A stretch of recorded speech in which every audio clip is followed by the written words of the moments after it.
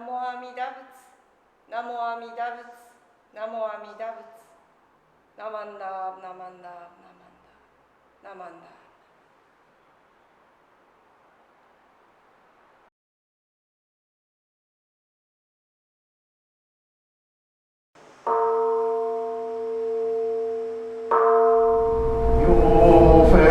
Shining resplendor,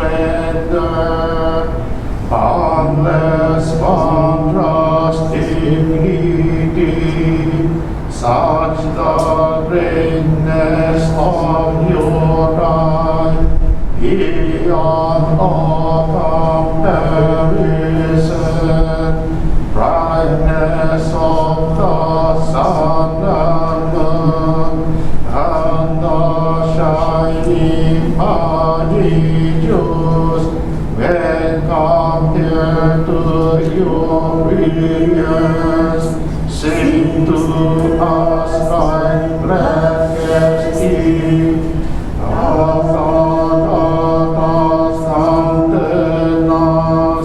Transcend all comparison.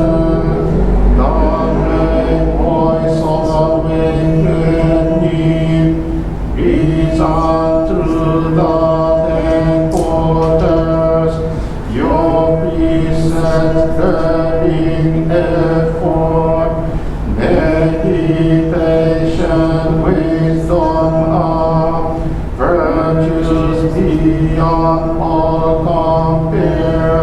How deep and supreme and rare your deep meditation has fathomed all the Dharma Message to the limit and the depth. All things the Buddha's teach, ignorance, anger, and greed. The world all the one has none, like a lion abundant. Measureless your great virtues, vast are your great virtuous deeds. Wisdom deep and so sublime, your ready and luminous light shakes all the world's foundations. When I become a Buddha, equal to the Dharma King, I will transcend birth and death, liberating all beings. My living disciplined mind, precepts, patience, and effort, meditation and wisdom shall be supreme unsurpassed. I will attain to Buddhahood, everywhere fulfill my vow, bringing to all those in fear great peace and tranquility. Though there are myriad Buddhas, beyond measure, beyond count, and great sages numberless, like the grains of Ganges sand, I will honor each of them, equally accepting none. Even more importantly, I will sing the supreme way, even though all Buddha's words are countless as Ganges sand, even though all lands and realms are boundless without measure, yet my eye shall reach them all. All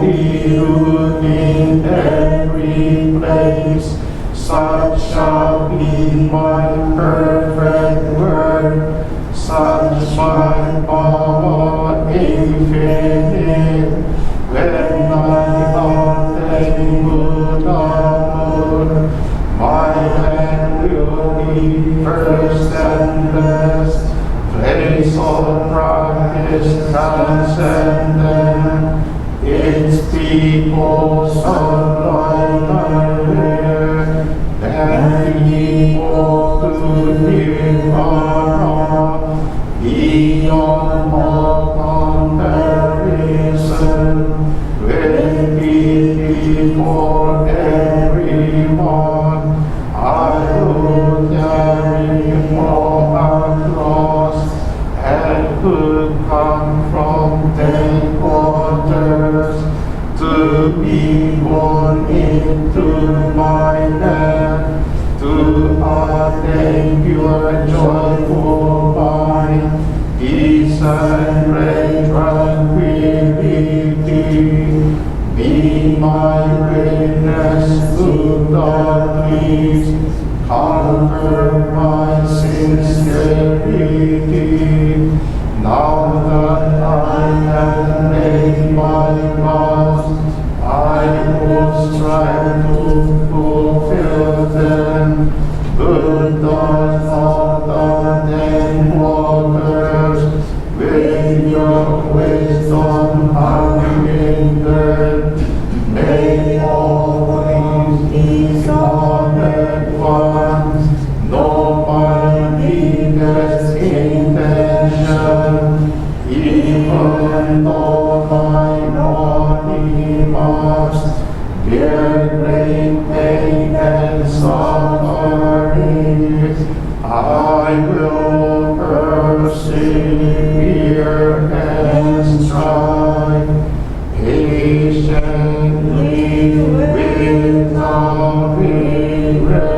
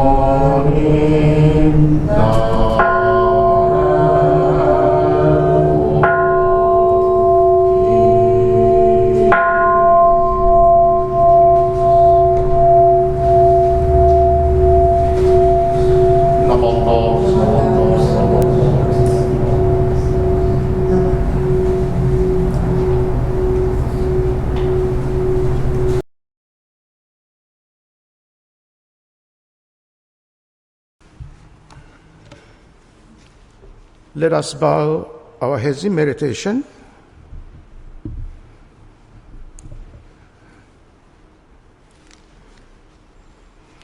We go to the Buddha for guidance. We go to the Dharma for guidance. We go to the Sangha for guidance. Namo Amida Butsu. Namanda. Good morning, friends.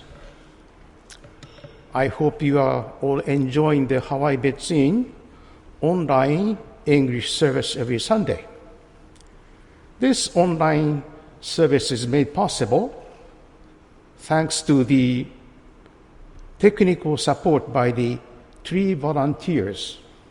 They are David Atchison, the Executive Director, Wayne Yoshioka, and Aaron Kubota, members of Assistant to the Ministers group in Hawaii Betsuin.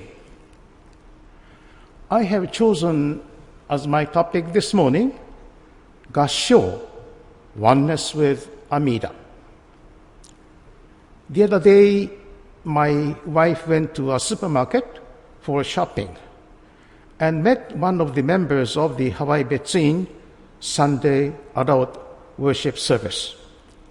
She said that in this COVID-19 pandemic, she has not been attending the temple service in person for 2 years. The earnest member of Joroshin, she mentioned that one thing she misses is the act of joining the palms together in gassho to offer incense and bowing in front of the temple's beautiful 350 years statue of Amida Buddha. Her comment made sense to me. This hand gesture is more than a ritual. It is expression of Shinjin faith. This morning I wish to address this issue of practicing gassho in Joro Shinshu life. It is generally understood in Buddhism that when we join our palms together in gassho, it signifies that one takes refuge in the Buddha's compassion. In Joro Shinshu, becomes a genuine gesture of humbleness and reverence when one knows that he or she is embraced by the Amida Buddha's great compassion. And the hand gesture of gassho is followed by bowing and saying Namo Amida Butsu. This whole gesture is the expression of Shinjin or entrusting heart. In a YouTube video, Reverend Ken Yamada of Berkeley Higashi Hongwanji Temple says that gassho signifies interconnectedness and union of opposites. He says, I quote, "We place together our right and left hand, which are opposite. It represents as well you and me, light and darkness, ignorance and wisdom, life and death," end quote.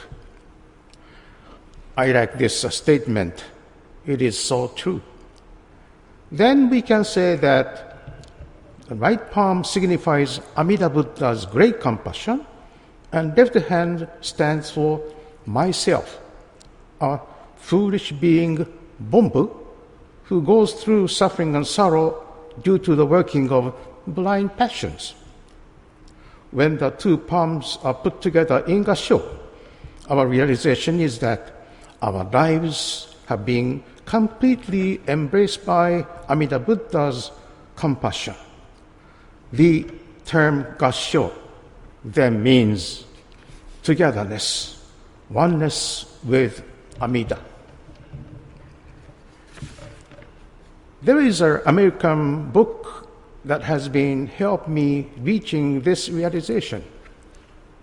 The book is entitled Love You Forever, written by Robert Munk in 1986. I have appreciated this book for the past few decades because I believe that this story beautifully illustrates oneness with Amida Buddha.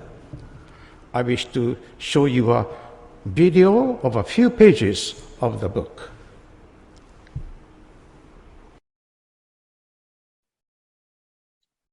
Love You Forever, written by Robert Munch, illustrated by Sheila McGraw. A mother held her new baby and very slowly rocked him back and forth, back and forth, back and forth. So you can hear too. And while she held him, she sang, I love you forever, I like you for always. As long as I'm living, my baby you'll be. The baby grew. He grew and he grew and he grew. He grew until he was 2 years old, and he ran all around the house. He pulled all the books off the shelves. He pulled all the food out of the refrigerator. and took his mother's watch and flushed it down the toilet. Sometimes his mother would say, "This kid is driving me crazy." But at nighttime, when that 2-year-old was quiet, she opened the door to his room, crawled across the floor, looked up over the side of his bed, and if he was really asleep, she picked him up and rocked him back and forth, back and forth, back and forth. While she rocked him, she sang, "I'll love you forever. I like you for always. As long as I'm living, my baby you'll be." The little boy grew. He grew and he grew and he grew. He grew until he was 9 years old, and he never wanted to come in for dinner. He never wanted to take a bath, and when Grandma visited, he always said bad words. Sometimes his mother wanted to sell him to the zoo. But at nighttime, when he was asleep, the mother quietly opened the door to his room, crawled across the floor, and looked up over the side of the bed. If he was really asleep, she picked up that 9-year-old boy and rocked him back and forth, back and forth, back and forth. And while she rocked him, she sang, "I'll love you forever. I like you for always. As long as I'm living, my baby you'll be." The synopsis of the whole story is as follows. When the boy was small, he caused all kinds of innocent troubles for his mother at home. He was a mischievous boy. When the mother became tired of chasing after the boy in the daytime, but at night when he became quiet, she regained her genuine love for the son who was in sound sleep in his bedroom. So the mother quietly walked into the bedroom and picked him up and rocking him back and forth, and she sang, "I love you forever, I like you for always, as long as I'm living, my baby you will be." The mother repeated this loving act every evening until the son became old, 24, and after the son lived in the apartment in town. When the mother grew up, she asked the son to visit her home. The son carried his mother gently, and rocking her back and forth, he sang the song that he had learned from her. At the end of the story, the son who had his own baby girl made up his mind to carry her and sing the song while she was asleep. The story is inspirational and fun as well. It is enjoyed by many children as well as many adults. Millions of copies were sold since its publication in 1986. In his webpage, Robert Mink talks about why he wrote this popular book. He says that he wrote this story out of a tragic experience with his wife. Robert Mink and his wife had 2 babies born dead. He missed the baby very much. As an author in children's literature, he went to daycare centers and schools to tell the stories that he wrote, and he really missed his 2 babies. Out of his love to the deceased baby, Robert Mink wrote the lyric of the song, and he sang it for the children. Each time he tried to sing the song, he cried and was not able to finish up singing. He was very sad. But one day, when he was telling the story at the literature theater of a university in Canada, he got some kind of inspiration. The idea just popped out. That was to write a book about the song and about the ideal family life in the mother's family life in which the mother truly loved the child. While Robert Munk was feeling sad and lonesome, he was inspired by a love coming from a higher dimension. This love, directed to Robert Munk, enabled him to overcome his sadness and to write a book. This love may be called God's love because he was a Christian, but this love is more than, this love is universal. It is interdenominational. From a Shin Buddhist perspective, love and compassion become words to be expressed. In the Pure Land Sutra called Raja Sutra, there is a story of Dhammakara. Amida Buddha was a bodhisattva called Dhammakara.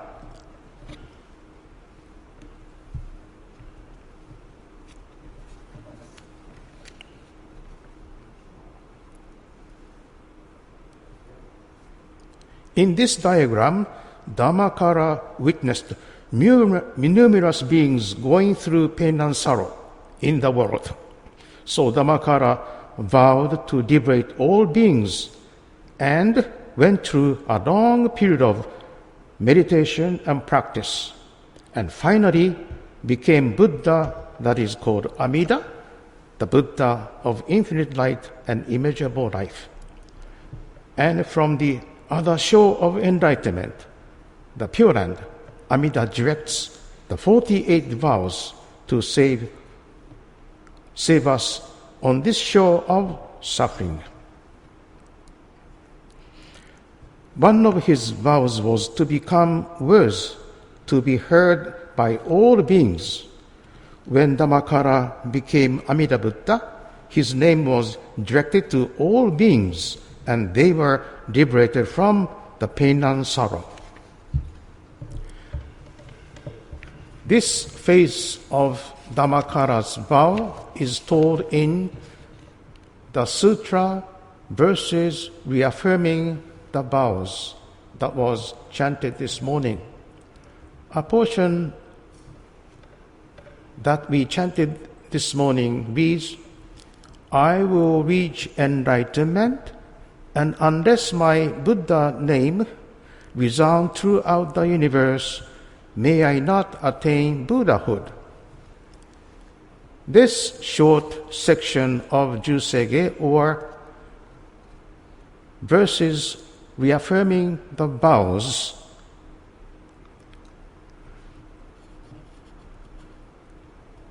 this portion teaches us that Dhammakara's vow became the words Namu Amida Butsu, which is named that call to reach every one of us. This vow is called the primal vow, or Hongan in Japanese, because it is the main vow, or 18th vow. The moment we hear the name of Amida, Namu Amida Butsu, entrusting heart, Shinjin arises. We are liberated, saved from suffering. We become the ones who are surely to be enlightened. In Robert Munk's story, Love You Forever, the mother's love became the words to express her genuine love for the son. Although the son was in deep sleep, because the words were spoken from the heart, it penetrated his heart and became a part of the being. This is what Robert Munch wanted to share with the readers of this book. His message is, mother's love is unconditional. It becomes words that are heard by the child. In Jodo Shinshu temple etiquette, this love and compassion of Amida Buddha, which is called the primal vow, is expressed by right palm that is joined to the left palm.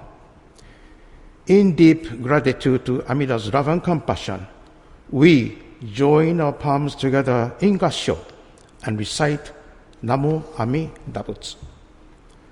Let us appreciate the meaning of Gassho and practice it and recite the name of Amida in joy and gratitude in the temple service. We look forward to the time when pandemic becomes moderate and we meet one another in person at the Hawaii Betsuin Sunday English service soon. Namo Amida Butsu. Namo Amida Butsu.